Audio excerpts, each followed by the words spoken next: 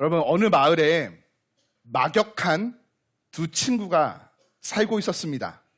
한 친구는 목사님이었고 한 친구는 집사님이었죠. 어느 날 두 친구가 등산을 가는데 목사님이었던 친구가 글쎄 갑자기 발이 미끄러져서 낭떠러지에 매달리게 된 거예요. 그러자 집사님이었던 친구가 급히 다가와서 밧줄을 한 손에 들고는 외칩니다. 목사님, 목사님, 믿음을 가지세요. 하나님이 구해주실 거예요. 그럼 자꾸 시간을 끄는 거예요. 그러자 목사님이었던 친구가 다시금 받아칩니다. 네, 하나님은 믿겠는데 너는 못 믿겠어요. 빨리 줄을 끊어주세요. 네, 웃자고 하는 농담인데요. 믿음은 하나님께 두면서도 줄은 친구에게 확실히 받아야 한다라는 이야기 속에서 우리가 웃음을 짓게 되죠. 왜냐하면 말한 사람이 누구인가에 따라 그 신뢰의 무게가 달라지기 때문입니다. 우리도 일상생활에서 이런 말을 자주 합니다. 그 말 누가 했어? 그 사람이면 믿을만해. 이런 말 하지 않으시나요? 말의 진실성과 권위는 내용의 측면도 무시할 수 없지만 누가 말했느냐가 참 중요합니다. 오늘 우리가 나눌 말씀도 그러합니다. 그분이 말씀하셨습니다. 그분이 누구이실까요? 네, 바로 예수님이십니다. 예수님의 말씀과 그 말씀이 갖는 무게는 단순히 우리의 기분을 좋게 만드는 가벼운 말이 아니라 인생의 방향과 생명, 심판, 영원을 결정짓는 절대적인 권위를 지닌 말씀임을 우리는 깨닫고 믿습니다. 신자들 가운데 어떤 이들은 예수님을 믿는다 고백하지만 마음 한켠에 예수님이 과연 누구실까? 왜 꼭 예수님이어야만 하는가? 예수님은 지금도 일하고 계시는가? 예수님 말씀이 내 삶에 어떻게 역사를 이루어가고 있는가? 라는 질문을 깊이 품고 이에 대한 답을 찾기도 합니다. 예수님은 오늘도 그런 질문을 품고 있는 우리를 향해서 책망하지 아니하시고 주어진 본문 말씀을 통해서 자신이 누구이신지 우리에게 분명히 알려주시며 바른 이해와 깨달음을 통해서 믿음의 자리로 나아가기를 원하십니다. 오늘 본문은요, 앞선 내용을 이어봤습니다. 앞선 내용은 예수님께서 베데스다 연못에서 38년 된 병자를 고치신 사건을 기록하고 있죠. 그런데 이 사건이 일어난 날이 바로 안식일이었습니다. 유대인들은 율법을 문자적으로 해석하여서 안식일에 어떤 노동도 하지 못하게 했죠. 안식일은 구약성경 출애굽기 20장과 신명기 5장에 명확하게 명시되어 있습니다. 하나님께서 천지창조 사역을 마치신 후 쉬신 날을 기념하는 날로서 하나님의 백성이 하나님을 예배하고 거룩하게 살아가는 삶을 훈련하는 날이 안식일이죠. 그러나 시간이 흐르며 율법적 규례에 의해서 일체의 행위를 엄격히 삼가는 날로 여겨지게 됩니다. 무거운 짐을 들거나 병자를 고치는 행위도 금하였죠. 더 나아가 안식일에는요, 추수 때가 와도 추수를 하면 안 되고요. 파종 때가 와도 씨를 뿌리면 안 됐습니다. 더불어 이동 거리는 약 1km를 넘지 말아야 했죠. 그냥 집에 있으라는 거예요. 다시 말하면 베데스다 연못에서 38년 된 병자를 치유하여 주신 것과 그에게 자신의 자리를 들고 걸어가라 명하신 것은 유대인들에게는 율법을 어기는 일로 간주되었던 것입니다. 하지만 예수님은요, 그들의 비난과 박해 앞에 이렇게 말씀하십니다. 17절입니다. 내 아버지께서 이제까지 일하시니 나도 일한다. 아멘. 네, 예수님은 하나님께서 안식일에도 쉬지 않고 일하신다 선언합니다. 무슨 뜻인가요? 하나님의 창조와 섭리, 구속, 생명을 살리고 세상을 돌보시며 심판과 은혜를 베풀어 주시는 일을 멈추지 않고 안식일에도 이루어가고 계신다, 예수님이 말씀하시는 것입니다. 이 말씀은 예수님이 단지 안식일에 치유하신 이유를 설명하는 수준이 아니었어요. 예수님은 지금 하나님을 내 아버지라고 부르시며 그분과 자신 사이에 아주 독특하고 본질적인 관계를 주장하십니다. 유대 문화에서는요, 아버지와 아들은 본질이 같다라고 보는 사고방식이 있었어요.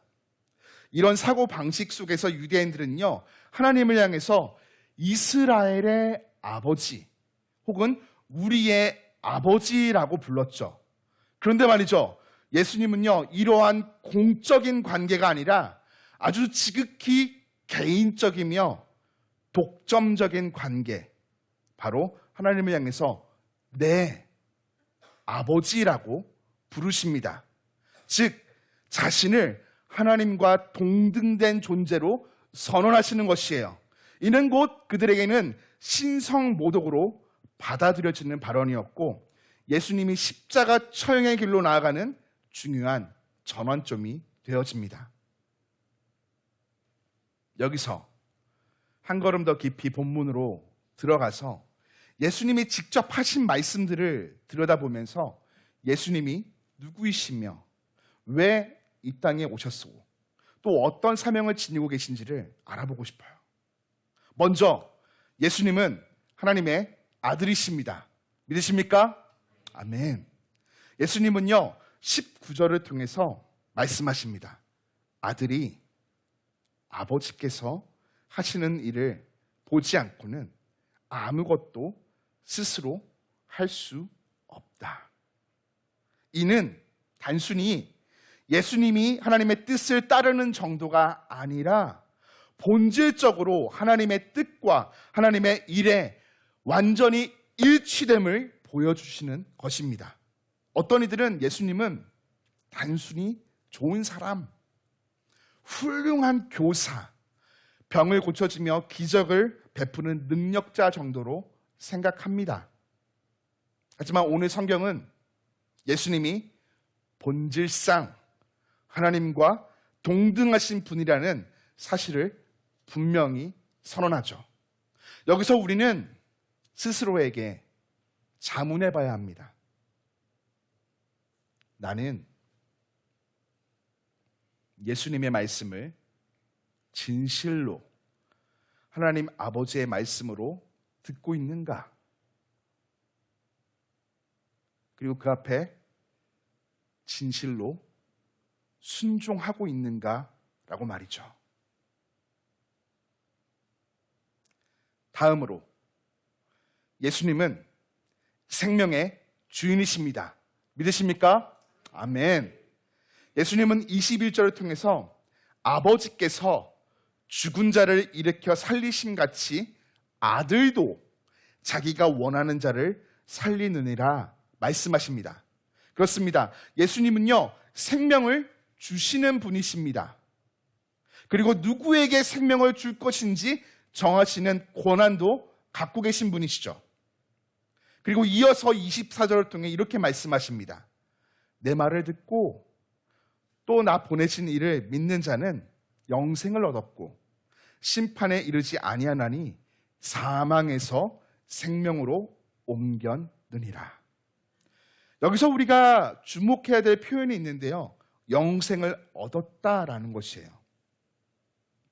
영생은 이 땅을 살아가며 우리가 여러 가지 공로를 쌓은 대가로 미래의 어느 시점에 주어진 것이 아니라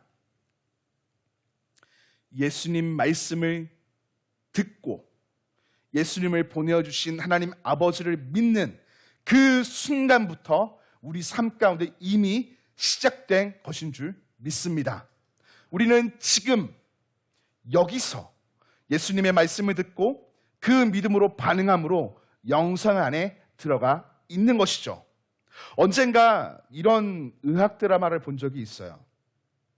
심장마비가 와서 쓰러져 의식이 없는 환자를 살리기 위해서 다급히 의료진이 모입니다. 그리고 한 의료진이 심장 충격기를 가지고 와서 환자에게 대면서 외칩니다. 200줄 차지 쿵 클리어. 그러자 심장이 뛰는 그래프가 뛰지 않다가 갑자기 충격을 받으니 뛰기 시작해요. 살아난 것이죠. 심장이 뛰는 것입니다. 예수님 말씀도 그러합니다.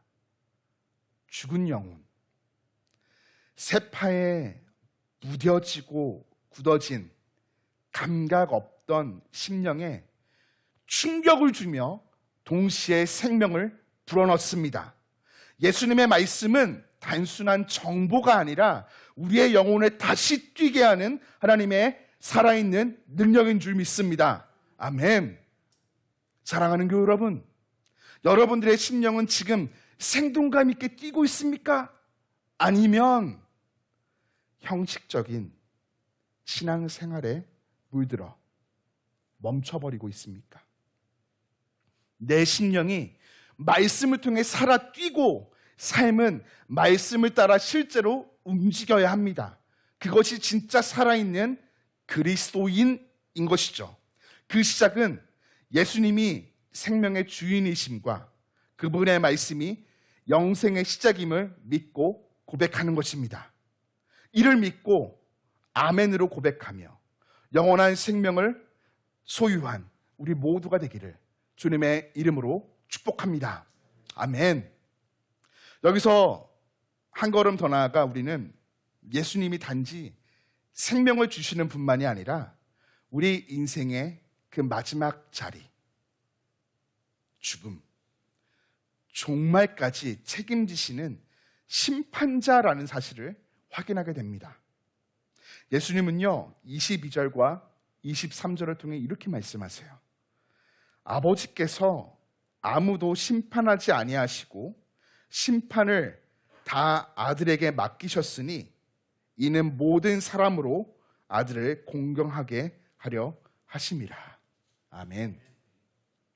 예수님은 한없는 사랑과 은혜의 증거인 십자가 보혈로 우리의 죄를 용서해 주시는 분이실 뿐만 아니라 마지막 날, 그 종말의 때에 우리를 심판하시는 심판의 주이십니다.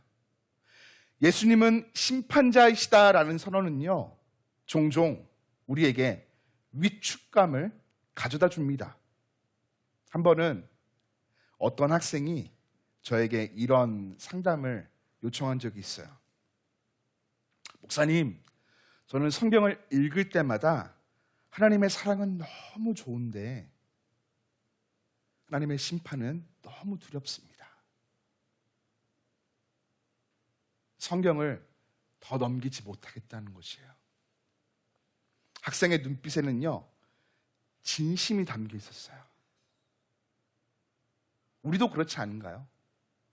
심판이라는 단어 앞에 움찔할 때가 있죠. 그런데요, 우리는 기억해야 합니다. 심판자이신 예수님의 심판은 사랑이 없는 율법적인 재판이 아니라 십자가로 입증된 사랑 안에서 이루어지는 공의와 정의의 심판이라는 것이에요. 단 믿는 자들에게. 그리고 30절에서 예수님 말씀하십니다. 나는 아무것도 스스로 할 수 없노라. 듣는 대로 심판하노니 나는 나의 뜻대로 하려 하지 않고 나를 보내신 이의 뜻대로 하려 함이라.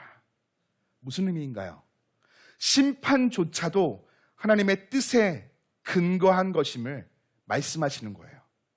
우리 예수님은요, 자의적으로나 감정적이 아니라 완전한 공의와 정의를 기초로 사랑으로 우리를 심판하여 주시는 분이심을 밝혀 주시는 것입니다. 결국 오늘 본문의 핵심은 한 문장으로 요약됩니다. 그분이 말씀하셨습니다.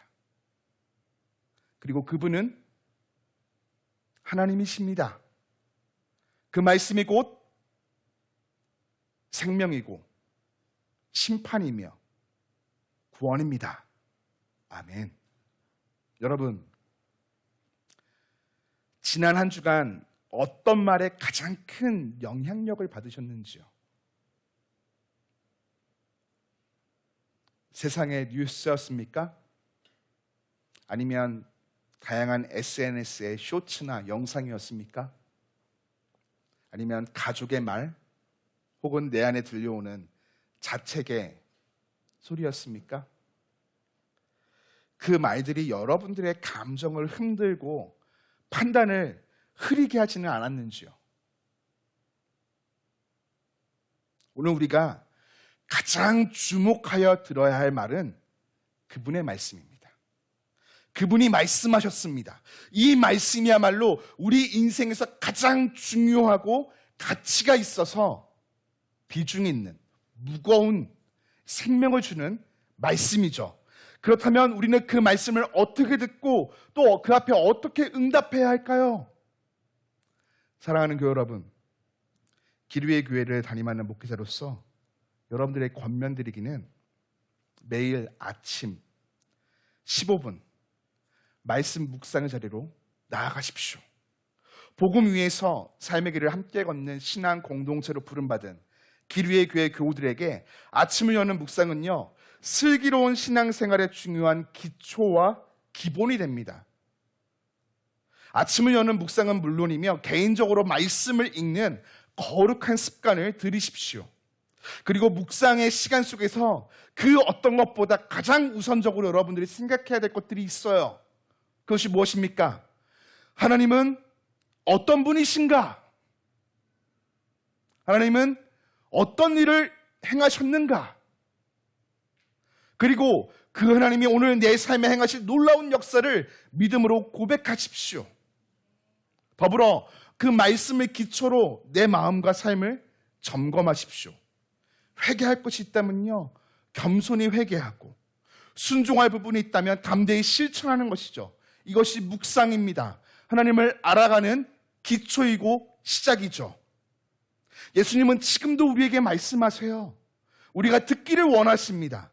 또한 적극적으로 그 말씀 앞에 반응하기를 바라시죠. 특별히 이번 주는요, 이것을 적용하기에 너무나 좋은 주간이에요. 아침을 여는 묵상, 지금 우리가 사사기를 묵상하고 있는데요, 잠시 멈춰 서서 개인 묵상으로 진행되기 때문이죠. 여러분이 직접 오늘 집으로 돌아가셔서 성경의 본문 5개를 선정하십시오. 같은 책을 이어가도 괜찮고요, 다른 본문들을 선정해도 괜찮습니다. 그리고 매일 아침 정해진 시간에 묵상을 진행하십시오.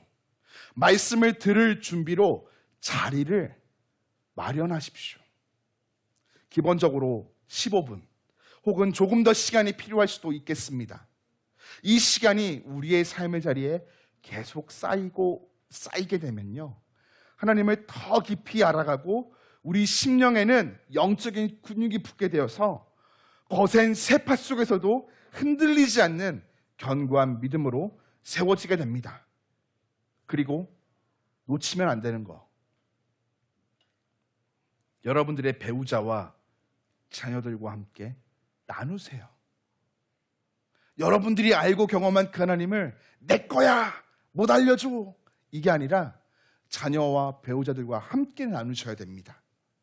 배우자들과 그리고 자녀들과 나누는 그 어떤 대화보다 이것이 가장 귀하고 강력한 선한 영향력을 가져다 줄 것입니다. 말씀의 은혜가 가정 가운데 강물처럼 흐르며 채워지기 시작하는 것이죠. 우리 교회는 오늘 이 사역을 가정, 교회라는 영역을 뛰어넘어서 더 넓게 실천하기 위해 11명의 교우들을 교회 대표로 삼아서 호주로 파송합니다. 왜 우리가 그곳에 가서 예배하고 복음을 전해야 될까요? 아직까지 예수님이 누구이신지 모르고 다른 것에서 생명과 구원을 찾으며 배척받아 상처로 얼룩진 그 원주민들에게 예수님이 하나님의 아들로 하나님이십니다. 생명의 주인이십니다. 그 말씀을 듣고 보내신 하나님 아버지를 믿을 때 영생을 얻게 됩니다. 생명으로 옮겨지게 됩니다. 마지막 날에 심판자로 그분이 다시 이 땅에 오십니다. 전하기 위함입니다. 한 단어, 복음. 세상에서 가장 기쁜 소식을 전하러 가는 것이죠. That's enough. 이것이면 충분해요. 간절히 바라고 소망하기는 우리 개인과 신앙 공동체는 물론이고 아우리치와 비전 트립의 현장에까지 보혜사 성령님께서 함께 동행하여 주사 말씀을 묵상하는 신앙의 결단을 허락해 주시고 깨닫는 지혜를 주시며 복음을 담대히 전할 수 있도록 능력을 충만히 부어주사 하나님의 놀라운 방식으로 선한 열매를 가정과 교회 또 선교지의 현장 가운데서 아름답게 맺게 하여 주시기를 주님의 이름으로 축복합니다.